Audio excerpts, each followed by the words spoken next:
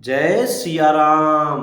अयोध्यावासी ब्राह्मणों की स्त्रियां और कुल की बड़ी बूढ़ी स्त्रियां कहती हैं, माता कैकेयी जी से क्या कहती हैं, क्या सीता जी अपने पति श्री रामचंद्र जी का साथ छोड़ देंगी? क्या लक्ष्मण जी श्री रामचंद्र जी के बिना घर रह सकेंगे? क्या भरत जी श्री रामचंद्र जी के बिना अयोध्यापुरी का राज्य भोग सकेंगे? और क्या राजा श्री रामचंद्र जी के बिना जीवित रह सकेंगे?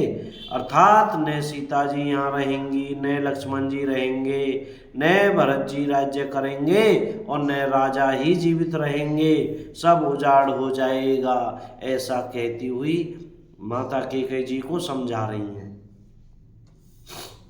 अस विचारी उड़ छाड़ऊ कोहू, शोक कलंक कोठी जनि ओहू हो।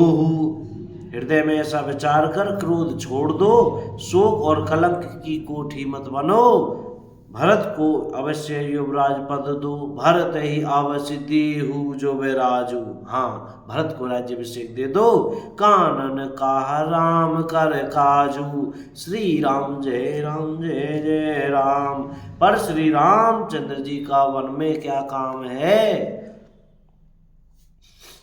श्री रामचंद्र जी राज्य के भूखे नहीं हैं, वे धर्म की धुरी को धारण करने वाले और विषय रस से रूखे हैं, अर्थात उनमें विषयाशक्ति है ही नहीं। इसलिए तुम यह शंका न करो कि श्री राम जी बनने गए तो भरत के राज्य में विघ्न करेंगे। इतने पर भी मन ने माने तो तुम राजा से दूसरा ऐसा यह वर ले लो कि श्री राम गढ़ छोड़कर गुरु के घर रहें, ऐसा ठीक है।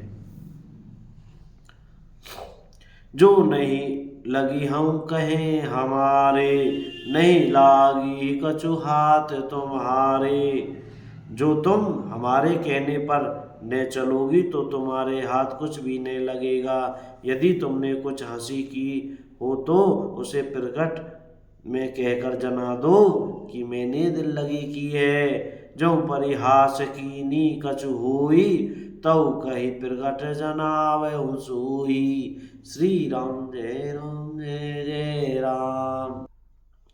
राम सरीखा पुत्र क्या वन के योग्य है? राम सरित सुत कानन जोगू, काहे कही सुनी तुम कहूँ लोगू। यह सुनकर लोग तुम्हें क्या कहेंगे? और जल्दी उठो और वही उपाय करो। उठऊ बीगी सोई करहु उपाऊ, उपाई जेहि विधि सूकु कलंकु नसाई। श्री राम जय जय राम। वही उपाय करो जिस उपाय से शोक और कलंक का नाश हो। जिस तरह नगर भर का शोक और तुम्हारा कलंक मिटे, वही उपाय करके कुल की रक्षा कर वन जाते हुए श्री राम जी को हट करके लौटा ले। दूसरी कोई बात न चला। तुलसीदास जी कहते हैं, जैसे सूर्य के बिना दिन, प्राण के बिना शरीर और चंद्रमा के बिना रात निर्जीव तथा शोभाहीन हो जाती है, वैसे ही श्री रामचंद्र जी के बिना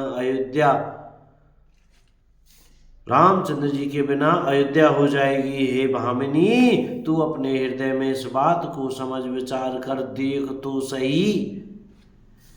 इस प्रकार सखियों ने ऐसी सीख दी जो सुनने में मीठी और परिणाम में हितकारी थी, पर कुटिला कुबरी की सिखाई पढ़ाई हुई कैकेयी ने इस पर जरा भी कान नहीं दिया।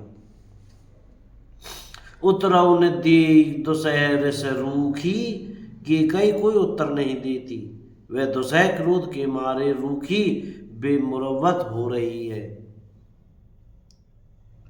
मेरे गिन चितव जनु बाघिनी भूखी, और ऐसे दिखती है मानो भूखी बाघिन हरिणियों को देख रही हो। व्याधि असाधि जानि तिन त्यागी, चली कहत मति मंद अभागी। श्री राम जय जय राम। तब सखियों ने रोग को असाध्य समझकर उसे छोड़ दिया। सब उसको मंद बुद्धि अभागिनी कहते हुई चल दी। राजु करत यह देव बिगोई, कीने सु अस जस करई न कोई। राज्य करते हुए इसके कई को देव ने नष्ट कर दिया, इसने जैसा कुछ किया वैसा कोई भी नहीं करेगा। यही विधि बेल पही पुर नर नारी, दे को 40 कोट गारी। श्री राम जय जय राम।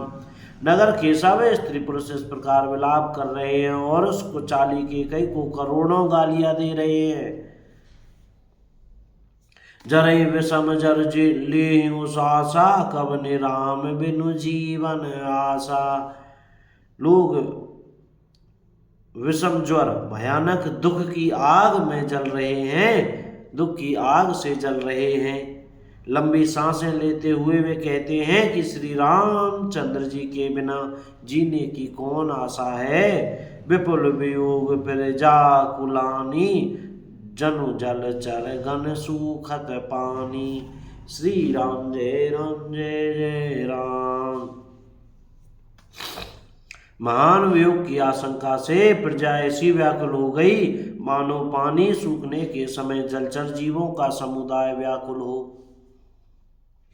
अति विषाद बस लोग लुगाई गई, मातु पही राम गोसाई। सभी पुरुष और स्त्रियां अत्यंत विषाद के वश हो रहे हैं। स्वामी श्री रामचंद्र जी माता कौशल्या जी के पास गए। उनका मुख प्रसन्न है, चित्त में चौगुना चाव उत्साह है। राम जी के में मुख प्रसन्न चित्त चौगुन चाऊ, मिटा सूच जनि राख है राऊ। श्री राम जय जय राम।